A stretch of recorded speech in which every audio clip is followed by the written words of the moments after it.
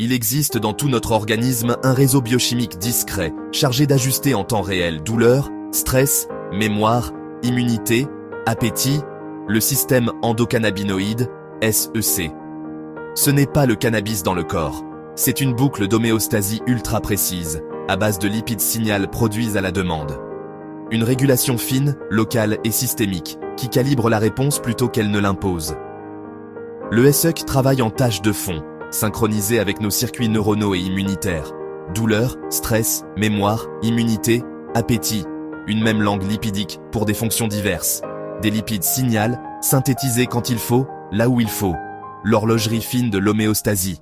Voyons son architecture. Récepteurs, ligands, enzymes. La triade du SEC. CB1. Très abondant dans le système nerveux central. Cortex, hippocampe, amygdale, ganglion de la base, cervelet. Présent aussi en périphérie. Foie, tissu adipeux, intestin. CB2. Surtout immunitaire. Cellules myéloïdes, microglies. Et dans des tissus périphériques, avec expression cérébrale accrue en pathologie. Récepteurs connexes de l'endocannabinoïdome. GPR55, TRPV1, PPAR-alpha et gamma, GPR18. Des points de crosstalk. Ligands endogènes. AEA, anandamide. 1N, acélétanolamide. 2, AG. 2, arachidono-ylglycérol. Un monoglycéride. Ces lipides règlent finement l'activité des récepteurs via des productions locales. Synthèse à la demande. NAPE-PLD produit l'AEA. DAGL-alpha et bêta génèrent le 2-AG depuis des DAG. Dégradation. FAAH pour l'AEA. MAGL pour le 2-AAG, avec ABHD6 et ABHD12 selon les tissus. Transport intracellulaire. FABP, Fatty Acid Binding Protein, pour l'AEA et apparenté.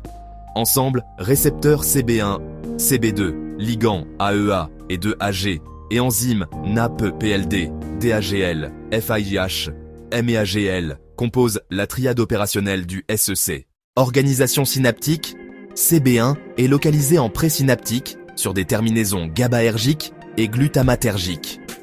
Un neurone postsynaptique dépolarisé fabrique AEA et 2AG. Il diffuse rétrogradement vers la fente et active CB1 présynaptique. Résultat, inhibition des canaux calciques NPQ, activation de canaux potassiques, baisse de l'adénylate cyclase, modulation MAPK-ERK. La libération de neurotransmetteurs diminue, DSI, dépolarisation Induced Suppression of Inhibition. Suppression transitoire du GABA. DSE, dépolarisation Induced Suppression of Excitation. Suppression transitoire du glutamate. Tonus endocannabinoïde, basal versus bouffée phasique, dépendante de l'activité. Deux régimes complémentaires. Crosstalk avec les systèmes GABA-glutamate et la dopamine dans le striatum. L'AEA peut aussi activer TRPV1, ajoutant une couche de modulation. Boucle rétrograde, postsynaptique actif, AEA 2AG produit, CB1 présynaptique activé, libération réduite. CB1 couplé, GIO ajuste l'excitabilité en temps réel. La plasticité à court terme s'exprime via DSI et DSE. Des suppressions transitoires, millisecondes à secondes, qui affinent la transmission. Passons à CB2 et l'inflammation. CB2 s'exprime sur les cellules immunitaires, monocytes, macrophages, neutrophiles, lymphocytes, microglies. Son activation diminue les cytokines pro-inflammatoires, comme TNF-alpha et IL-1-bêta. Elle module migration et adhésion cellulaire, et ajuste la phagocytose. Dans la neuroinflammation, la microglie CB2 dépendante devient une cible clé. L'endocannabinoïdome inclut des N-acélétanolamides et monoacylglycérides modulant PPAR, TRPV1, GPR. Un réglage fin de l'inflammation et du métabolisme. Regardons l'axe intestin-cerveau. CB1 et CB2 dans l'intestin modulent la motilité, sécrétion et perméabilité. Le microbiote influence le tonus endocannabinoïde intestinal. Au foie et dans l'adipocyte, CB1 favorise la lipogenèse. Au niveau hypothalamique, appétit. Et la récompense via la dopamine. Leçon rimonabant, antagoniste, inverse agoniste. CB1 retiré pour effet des psychiatriques. Viser plus finement. Cibler la périphérie, éviter l'impact central. Explorer les modulateurs allostériques négatifs de CB1. et les inhibiteurs de FAH et MAGL, qui augmentent les endocannabinoïdes endogènes sans surstimulation directe du récepteur.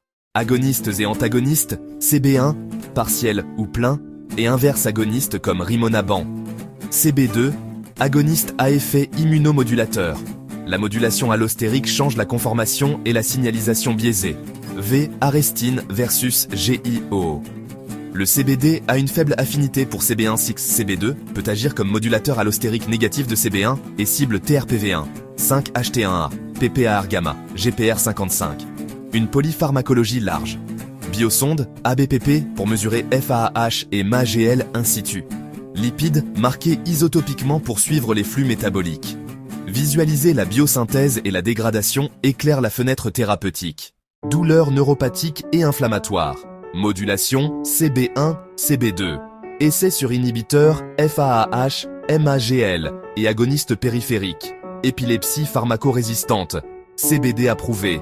Mécanisme multi-cible, pas CB1-like. Anxiété et PTSD. CB1 et extinction de la peur. Prudence sur des effets paradoxaux.